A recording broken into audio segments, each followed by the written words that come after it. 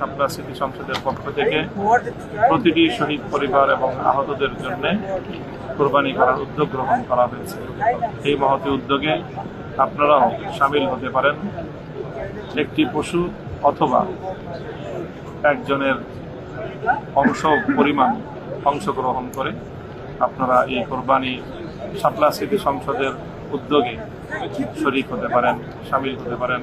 আল্লাহ আপনাদের সকলকে উত্তম বিনিময় দান করুন। আসসালামু আলাইকুম ওয়া রাহমাতুল্লাহি ওয়া বারাকাতুহু। সুপ্রিয় দেশবাসী, পবিত্র মসজিদুল হারাম মক্কা মুকাররমা থেকে আপনাদের সকলকে বার্তা দেওয়ার জন্য আজকের এই ভিডিওটি তৈরি করছি। আলহামদুলিল্লাহ, পবিত্র ঈদুল আজহা সমাগত। ঈদুল আজহা উপলক্ষে আমরা প্রত্যেকে যার যার সামর্থ্যের আলোকে কোরবানি দিব এবং সেই কোরবানির গোশতের মাধ্যমে আমরা আমাদের পরিবার পরিজন, আত্মীয় স্বজন, আপনজনদেরকে নিয়ে ঈদ উদযাপন করব। এই আনন্দঘন মুহূর্তে আমরা স্মরণ করতে চাই সেই সকল বীর শহীদানদেরকে যারা বাংলাদেশের এই পবিত্র মাটিতে সবুজ জমিনে আল্লাহর দ্বীনের জন্য অকাতরে প্রাণ বিসর্জন দিয়ে গিয়েছেন।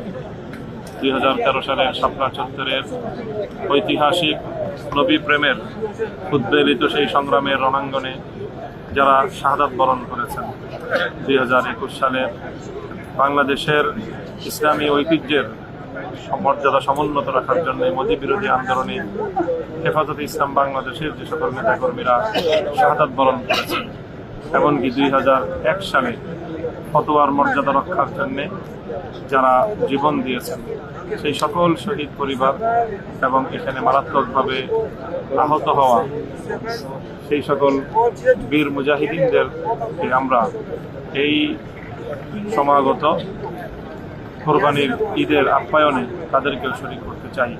এই জন্য শাপলা সিটি সংসদের পক্ষ থেকে প্রতিটি শহীদ পরিবার এবং আহতদের জন্য কোরবানি করার উদ্যোগ গ্রহণ করা হয়েছে। এই মহতী উদ্যোগে আপনারাও সামিল হতে পারেন। একটি পশু অথবা একজনের পরিমাণ অংশগ্রহণ করে আপনারা এই কোরবানি শাপলা সিটি সংসদের উদ্যোগে শরীক হতে পারেন, সামিল হতে পারেন। আল্লাহ আপনাদের সকলকে উত্তম বিনিময় দান করুন। আসসালামু আলাইকুম ওয়া রাহমাতুল্লাহ।